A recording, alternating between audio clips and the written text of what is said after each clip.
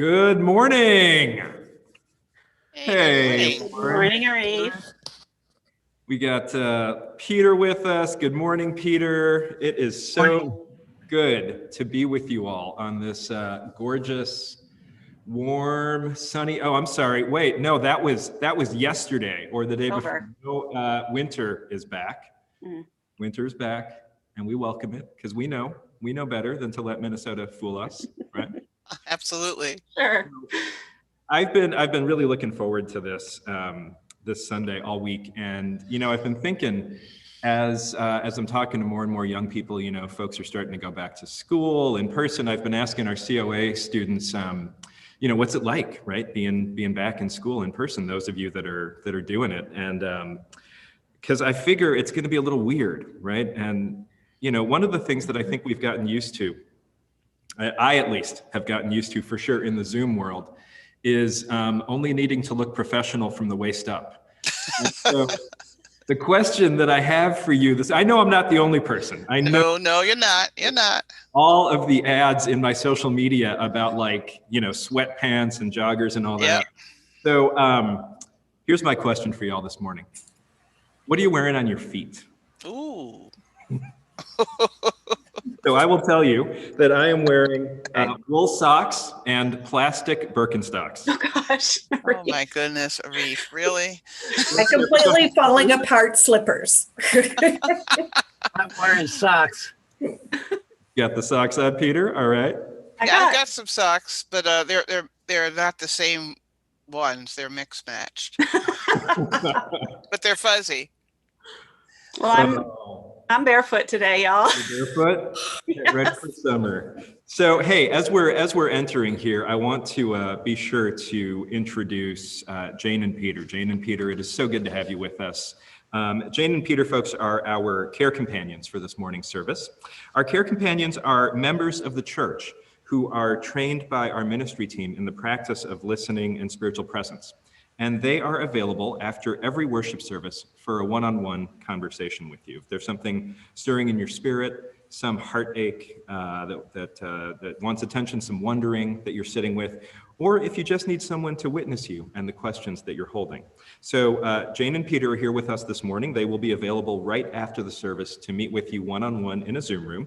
And we're going to link to that Zoom room both in the order of service that we're going to drop in the chat, as well as you'll see it come up at the end of the service today. And Karen, I think you wanted to say a word about some of our care ministries, right? Yeah, well, we have the month of March is going to be the month where we're going to really focus on the word caring. And we're going to be really upping the profile of all of the We Care ministries, and that includes food trains and rides and some surprises that are going to be coming for families, and some really cool opportunities for people to follow up on their dreams of caring for others. And we also need more people to be care companions. So this is a little pitch. We're going to be doing a big service focusing on the care companions and our care ministries on March 28th. And just want to let you know, if you feel a call to journey with someone in our congregation, if you have time to make a few phone calls once a week or every couple of weeks to check in on someone. One day you may need that kind of check-in too, and maybe you want to extend that hand to someone else.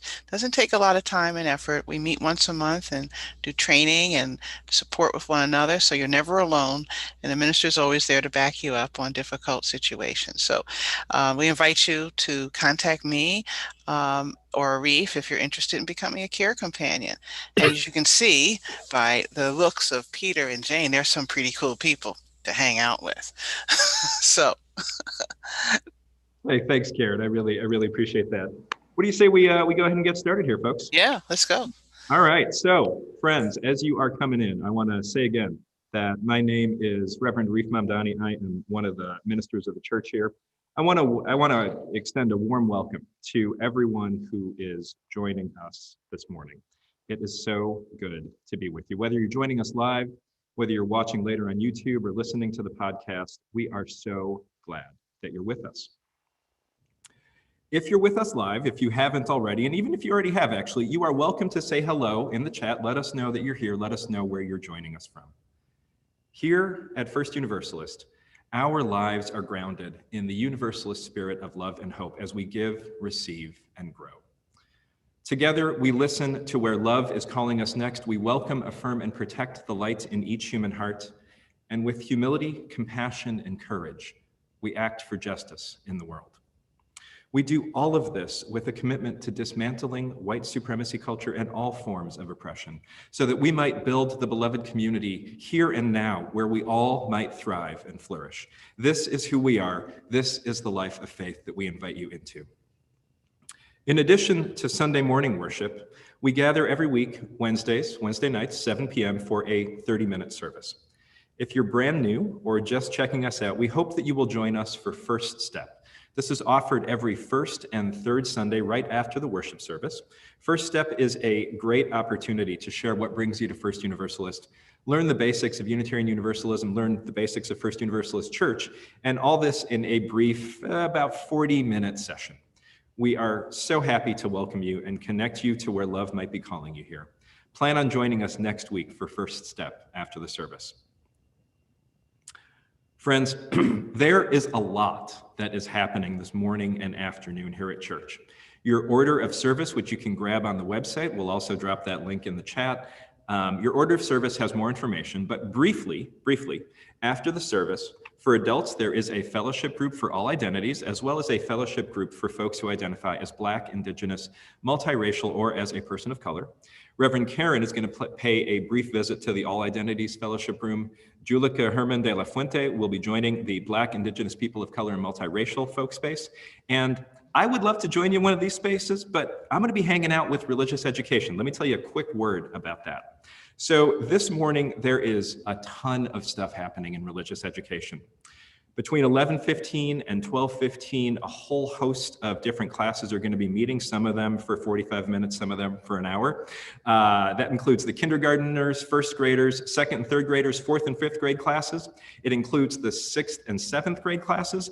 It includes the eighth and ninth grade coming of age class, which is where I'll be hanging out. And then later this afternoon at 1:30, we've got a BIPOC multiracial youth group. Later in the evening, youth navigating masculinity group, and finally, at the end of the night, so to speak, our youth social justice organizing team is meeting. There is so much that's going on, and if we can help you to connect to any of it, please don't hesitate to reach out.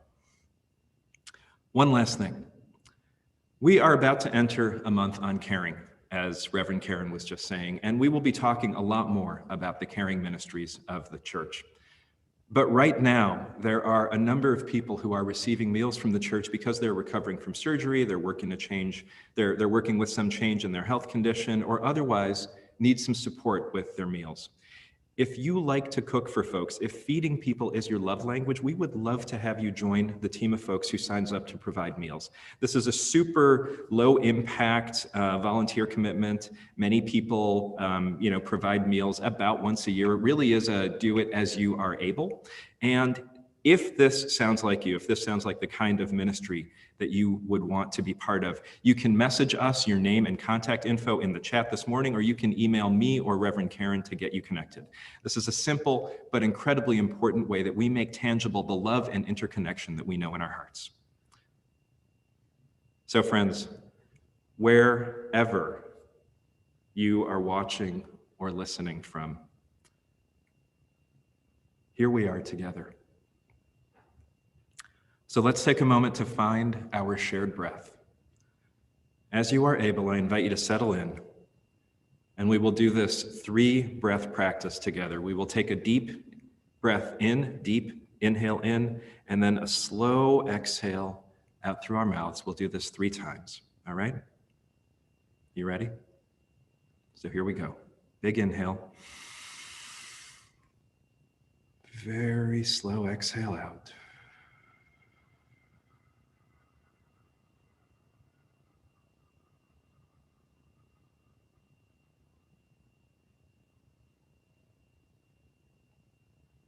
Second one.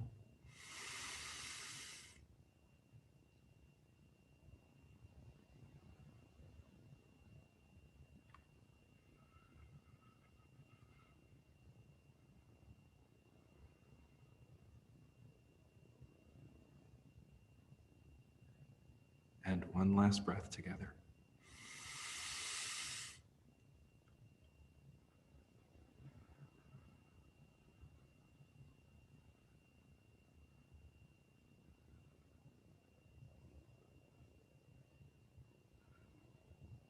Friends, it is a joy to be with you this morning. Please join Ben and Max in saying the words for lighting our chalice.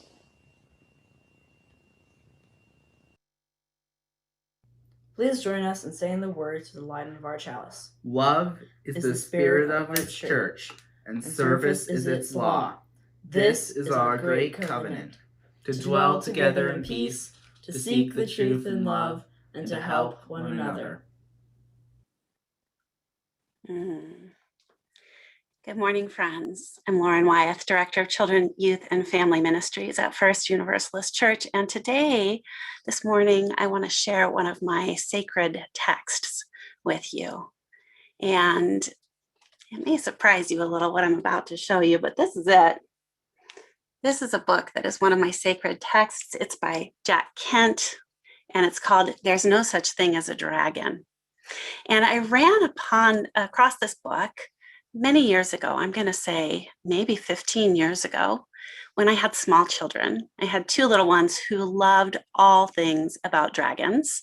So anytime we went anywhere that there were books, we were always looking for books about dragons. And we found this one in the library one day, and we brought it home. And my kids love the story so much, and so do I. There's something very wise in these pages that I want to share with you this morning.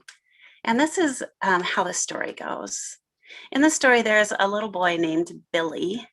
And Billy wakes up one morning to something very surprising and unexpected, which is on his bed, there is a dragon.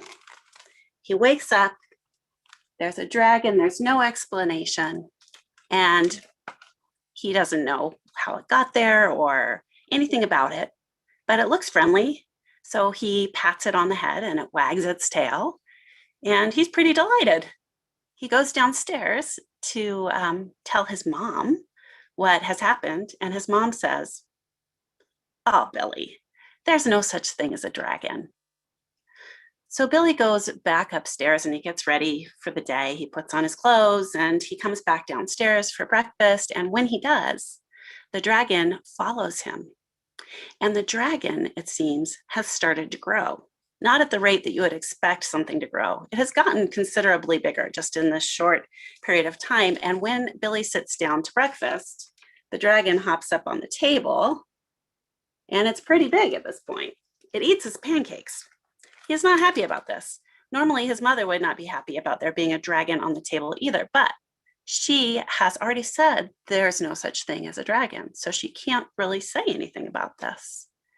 Well, as the morning wears on, the dragon just continues to grow. It gets bigger and bigger, and finally it's to this stage where it's like kind of taking up a lot of room in their house. And it's so big eventually that it fills the entire house. And at this point in the story, a little bread or a bread truck goes by, and the dragon decides it's hungry. So it gets up to chase after the bread truck, and you can imagine what happens. It carries the house. It carries the whole house on its back after the bread truck, with Billy and his mom in the house going along for the ride.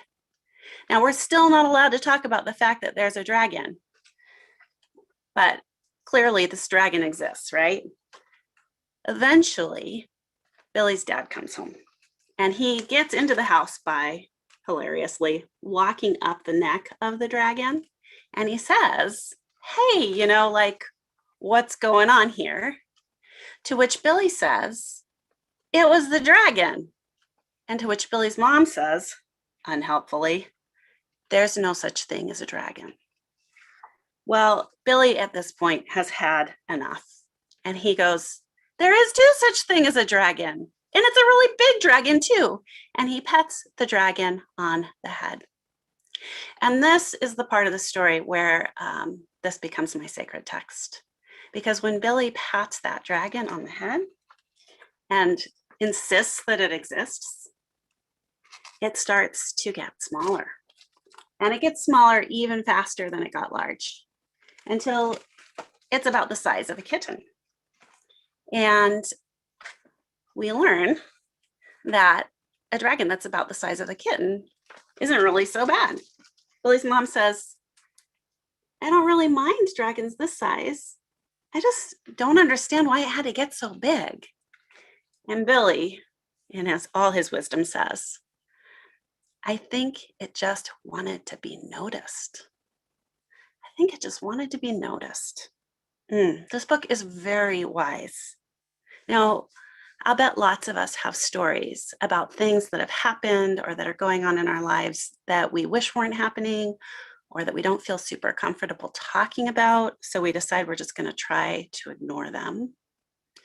And it's possible that you might also have a story from your life about a time when something was happening that wasn't great, that you did want to talk about, and you got the message from someone or from the people around you that it wasn't okay to talk about it. If that has happened to you, I'm really sorry, because not talking about it tends to make the trouble worse and bigger and harder to manage and harder to ignore. I'm sad if that happened. Many of us also have these stories that go differently though, right? Like Billy's did, a story that ends well, where we decide to tell the truth about what's going on, and there's somebody there who's willing to hear it, who's willing to listen. And what happens in those situations is that things tend to get better. They tend to become more manageable when we talk about them. They become what we might call right-sized. This story is a beautiful reminder of that. Billy's journey is one that we probably all can relate to on some level. And he's right. Some dragons are real, right? There is such thing as a dragon. And here at our church, we try to be brave in talking about the truth, in saying what we know to be true, even when it's hard, even when it's inconvenient, even when we might get some pushback on that. So I hope that that's something that you're able to do in your own life. I hope that that's something we strive to do together.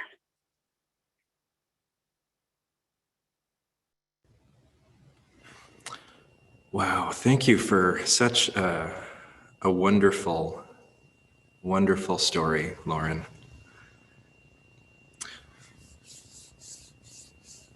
Yeah, there's so much there. There's so much there. So friends, each week when we gather, we make time for the spiritual practice of generosity, in which we receive our offering. And the majority of the offering goes out the door to support the work of organizations in the community with whom we make common cause. These are organizations that are naming the truth, right? Just like we saw in that story. When we don't name the truth, things get outsized. When we fail to name injustices, they don't go away, they grow. And so the organizations that we support with our offering are organizations that are working to name what's true, to shine a light on injustices that are outsized in our community and in our world, and who are working to make things better. Our offering today, and we will have a slide on this up, I think, in just a moment. Our offering today, there it is, it goes to Every Meal. Every Meal's mission is to fight hunger, right? To fight child hunger. They are working to make sure that no child in Minnesota goes without a meal.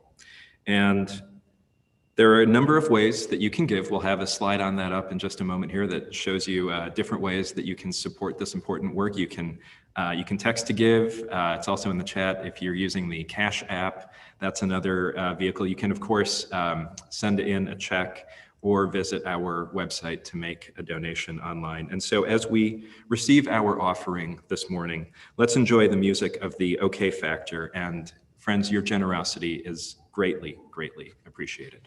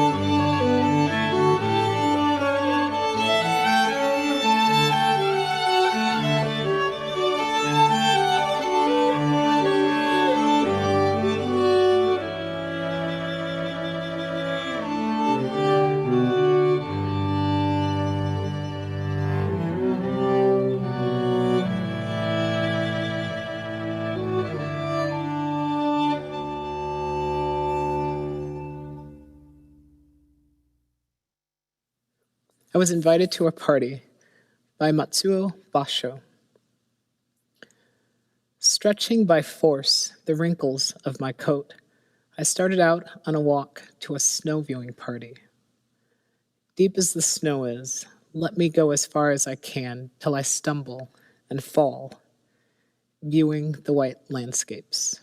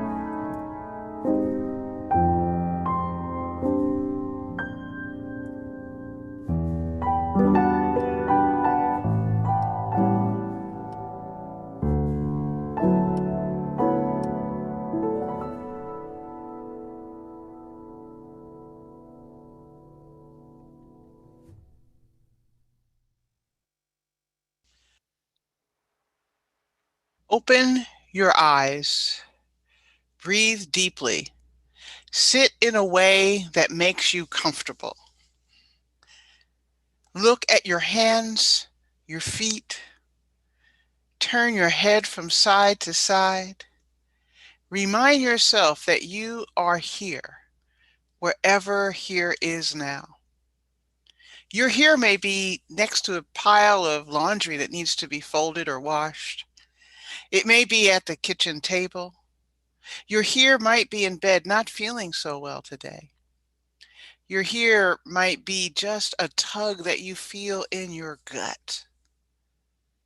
As you place yourself in your here and your now, remind yourself that you are a human being, not a human doing. You are this amazing creation of biology and the Big Bang. You are filled with this incredible consciousness that acts and reflects and acts yet again. You are a joy to many and perhaps an irritant to a few. You are curious and wondrous and fallible. You are who you are, warts and all, and they are lovely. They are your truth. This is a prayer of affirmation, knowing that the quest for truth is a sacrament of our faith. The quest for truth is a sacrament of our faith. This quest for truth and truths takes us to holy and unholy places. This quest for truth highlights the contradictions we live with. This quest for truth offers little solace and is often a lonely place. So friends, let us pray today that we find our truths together. May the truth of loneliness be met with the truth of companionship. May the truth of fear be met with the power of the possible. May the truth of injustice and oppression be met with liberation warriors. May the truth of insecurity be met with the warmth of a comfort shawl. Let us pray that goodness, humanness, consciousness, and willingness make it possible for us to resist lethargy and apathy about ourselves and others. Our truths are worth the prayers of our ancestors and the prayers of those we carry in our collective womb that is the future. Let us take this moment to share and witness each other's truth. May we honor the opportunity to share in the inherent worth and dignity of each other through knowing the challenges and meet these challenges in our congregation with rational compassion. For these are moments of deep concern, friends, that require comfort for the truths before us as a congregation today. We invite you now to enter into the chat the truth and the concerns that need to be said. As you read these concerns, friends, hold each word close to you. Read them with concern, with compassion, with love. As we read our concerns with one another, I remind us that we are not alone. We are a community. So, in that regard, as we end our prayer, I ask you to human bless the hands of all who hold pain. Human bless the heads of all who carry trauma.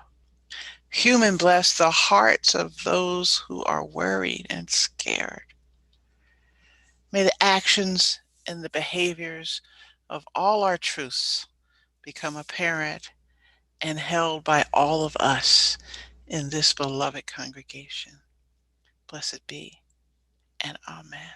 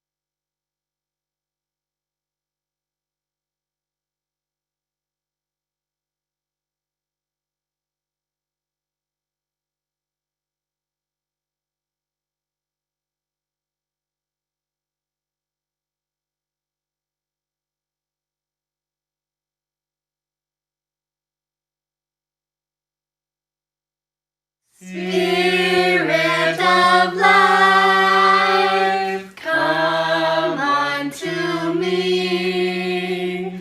Sing in my heart all the stirrings of compassion. Blow in the wind, rise in the sea.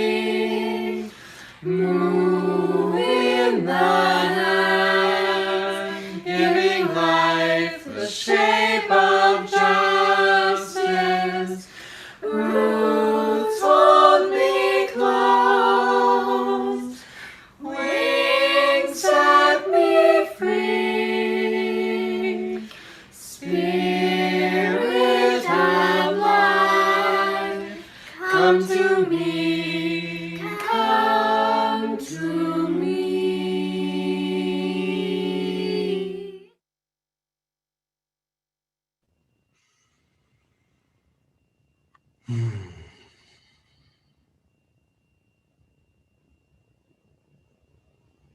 It is so good to be with you all this morning.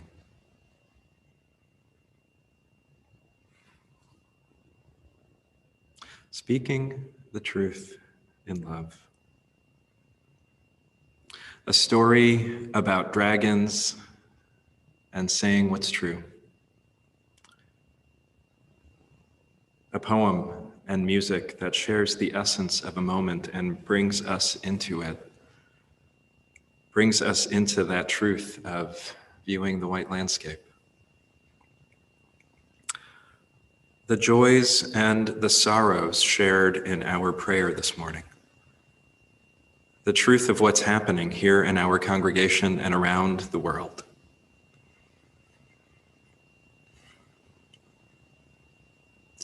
Friends, we have already traveled the wide terrain of truth this morning, just as we have traveled a wide terrain of truth this month. We've wondered if the truth is broken. We've reflected on the truth of call and listening to the inner truth of our hearts where love is calling us. We have shared and deepened into the truth of grief, the grief that we carry and the grief that is all around us. What feels true to me in this moment is that in all of this, there is a through line, there is a thread, if you will, a thread that we follow that connects all of these truths, big and small, intimate and abstract, and that truth is that to perceive what is true, we need to show up for it. We need to be present for it. That if the truth is happening anywhere, the only where it can happen is right here. The only when that it can happen is right now. And so I want to invite you into a practice. As you heard in Franco's reading and music, as you heard too in Lauren's story, as you heard in Karen's prayer, this morning is about the truth of the present moment, the truth of now. So I'm starting this homily by sharing a little entry into the present moment practice that uses your senses as the vehicle for coming into now. We use our senses because they are a direct connection to what we are experiencing, and our experience is happening right now. So I invite you to do this practice with me. You can do it now, knowing that you can also do this later. You can return to it over and over again in the weeks and the months to come. I also ask you to do what's right for you. Trust yourself. Don't go places that aren't safe. Take the care that you need. And before we move into this practice, let me say one more thing. This is a time when you might want to take a little space from the Zoom device that you're on. This is a push back moment, if you will, push back from Zoom. This is something that I learned from attending a retreat with the Reverend Angel Kyoto Williams, and I love it, right? Like, we don't have to be up in our computers or phones or devices to experience the Zoom service. We can let the sounds come in while we let ourselves inhabit the larger space that we're in. So if you feel comfortable doing so, just push the device off to the side so you can still hear it. You're not going to miss much. And settle in. Get comfortable. Take a deep breath.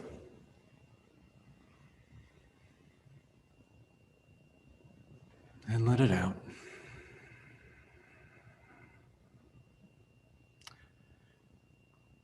And if you have some wiggles in you, can kind of shake your arms, shake your body, just get the wiggles out a little bit. And then settle back in. Take another breath.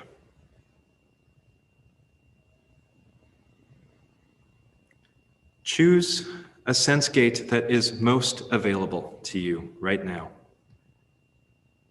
It might be sight. It might be smell. It might be sound. It might be touch. Whatever it is, whatever is most available. Rest in the experience of the sense that is most predominant.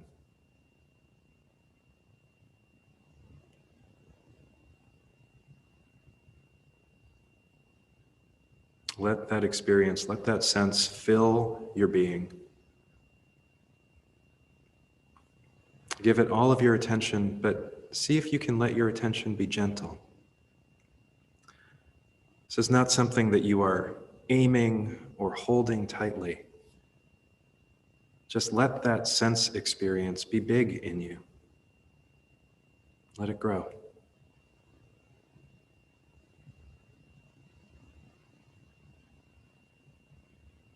And as you do this, notice what's true right now.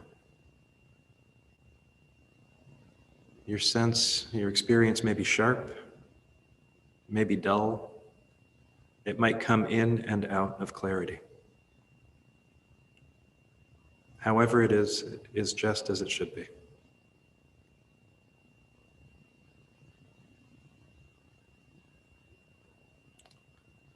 Thoughts might come and go. Feelings too. Both may leave and return.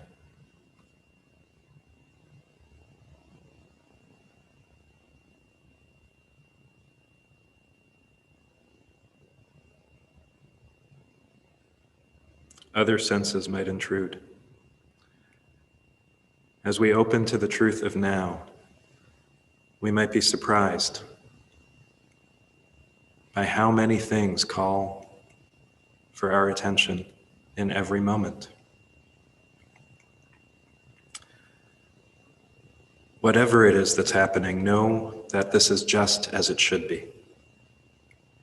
Trust yourself to know what's right.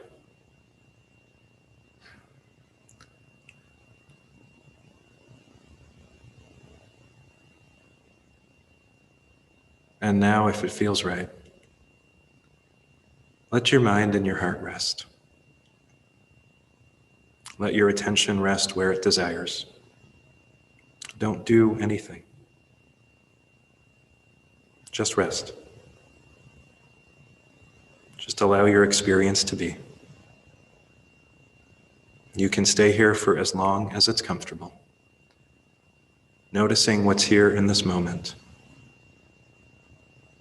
then letting it go, knowing you can always begin again.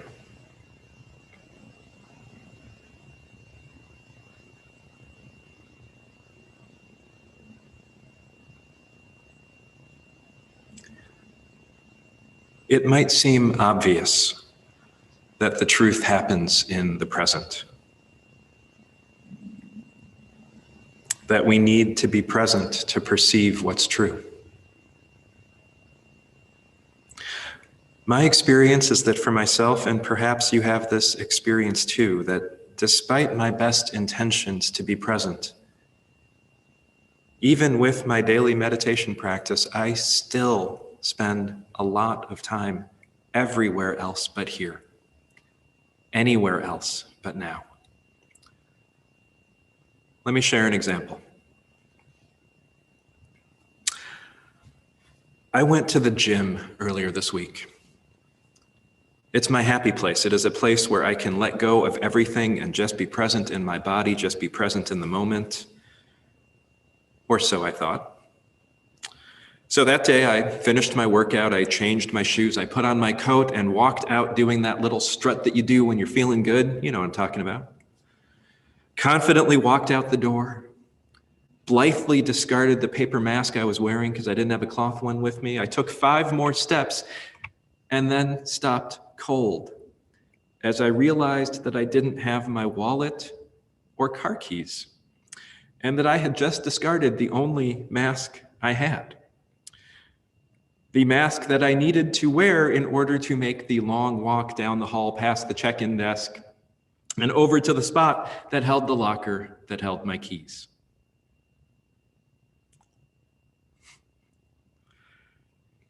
I turned, thinking, well, maybe I could retrieve the mask out of the garbage only to see someone else dump a whole bunch of garbage in on top of what had been my mask. And so, taking stock of the situation that I was in, I did the only thing that I could think of. I pulled the collar of my t-shirt up and over my nose and mouth and held it there and prepared myself for the embarrassment of walking down the hall in this sorry state. See, when you pull your shirt up over your face and you're carrying a backpack, it inevitably requires contorting your shoulders and arms up. I am quite sure I looked ridiculous. I am pretty sure that I looked like a strange turtle, a sense that was confirmed moments later as I walked down the hall. There was, of course, a blood drive going on that day at the gym, so there were more people there than usual to witness this. And so I walked down the hall trying to be as invisible as I can be. And let me tell you, brown people in Minnesota are never invisible. And the kind Red Cross volunteer asked very sweetly if I needed a mask at the same time as the gym staff person looked up inquiringly, wondering what this guy was doing walking around with his shirt over his nose. And my reply, no, I just forgot my wallet and keys and just happened to throw out my mask. We all laughed. I mean, what else can you do? Life is ridiculous sometimes. But friends, here's what really tickled me after I had retrieved my stuff and regained my composure outside. I had been spaced out and not paying attention because while I was putting on my shoes and coat, while I was leaving the gym, I was thinking about none other than this very homily. You know, the one about paying attention and being present. It was a total pastor fail. I imagine that you've had experiences like this too. Times when your mind was elsewhere while doing something. Perhaps it was driving or walking somewhere you go often, arriving to realize you have almost no memory of the journey. Or maybe you got to a place in your house or your apartment or your office, quite certain you were going there for a reason, only to arrive with no idea why you're there.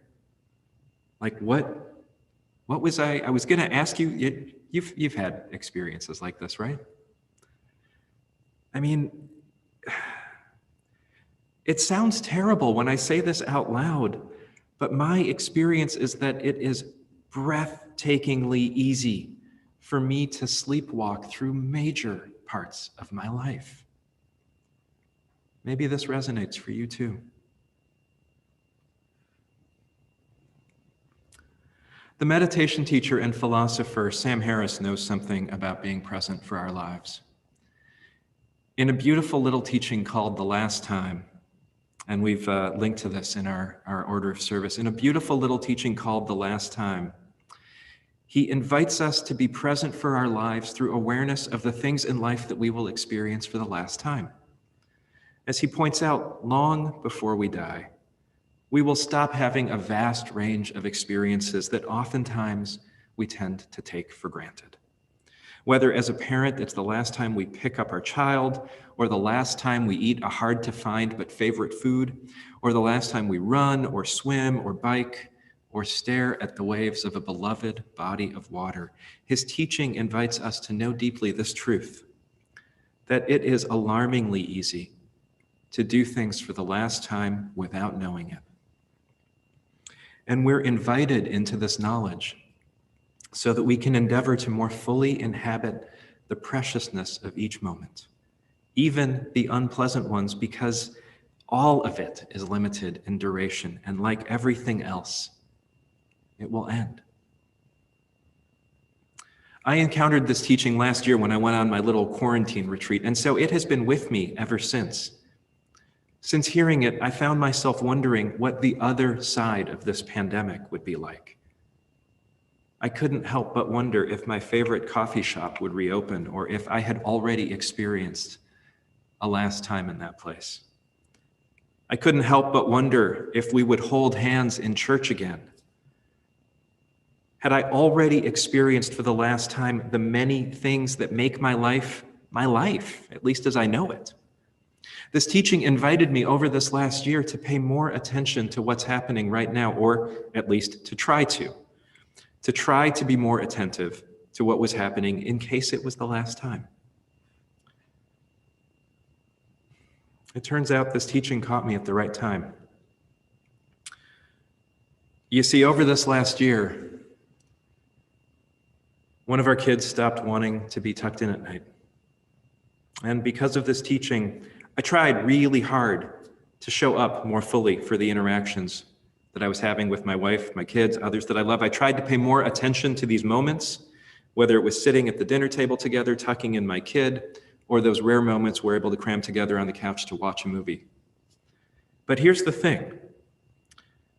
Even with my daily meditation practice, even with the fact that I was primed to be paying attention, I still didn't really catch that last time that I tucked in one of our kids as an everyday kind of thing. It took me a week or so before I realized what had shifted. I remember saying to my wife that day last week, when I tucked her in, that was it, I think. These teachings, these practices, they invite us to be more present, to be here now more often so that we might more fully live this one wild and precious life. They ask us to be present here and now because the only place that truth happens is here in the present moment. My experience of this moment may be good, it may be bad, it may be neutral, but what is for sure is that this moment will never happen again. And that I have a finite number of moments in this life. The truth of now is that every moment is precious and that some things will end and we won't know that they've ended until later.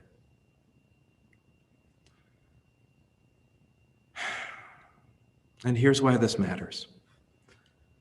Friends, here at this church, each of us in our own way commits to pursue a path of waking up, of being more aware and more present to the moments in our lives and to each other. They're related, right? Your awakening might be through joining our justice work. It might be working to shift cultures of white supremacy, transphobia, sexism, the many manifestations of oppression in the world. You might come alive through joining the congregational care team, offering a listening ear, an open heart, cooking meals, helping someone navigate state bureaucracy for all kinds of resources they need. It might be through adding your voice to the choir. You may wake up through your work with our youth. We commit to these paths that help us to be more fully awake because we know that the world needs our fullest selves and that we cannot do it alone. The path of awakening is not only an individual one, it is a collective one. And so, friends, wherever your ministry takes root, and to quote a favorite Buddhist blessing of mine, may we together realize the path of awakening and never stop making effort for the benefit of others. May it be so. Amen. And please join me in receiving this blessing from the children and youth of First Universalist.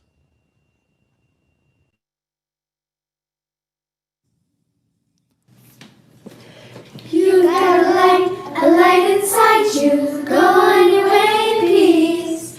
So shine that light, the light inside you. Go on your way in peace. The world is waiting for the hope of another day. She'll carry you safely through the stumbles and the falls on your way. Just remember that I'm loving you and you're loving me. So won't you go on your way now in peace. You've got a light inside you. Go on your way in peace. So shine that light, the light inside you. Go on your way in peace. The world is waiting in the hope of another day. She will carry you safely through the stumbles and the falls on your way. Just remember that I'm loving you and you're loving me. So won't you go on your way now in peace. So won't you go on your way now in peace.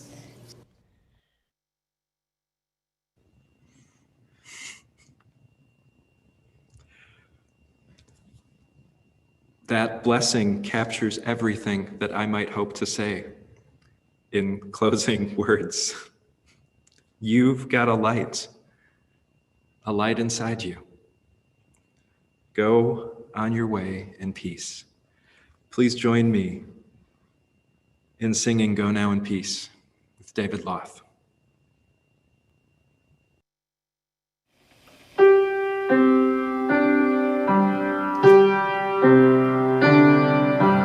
Go now in peace, go now in peace. May the spirit of love surround you everywhere, everywhere you may go.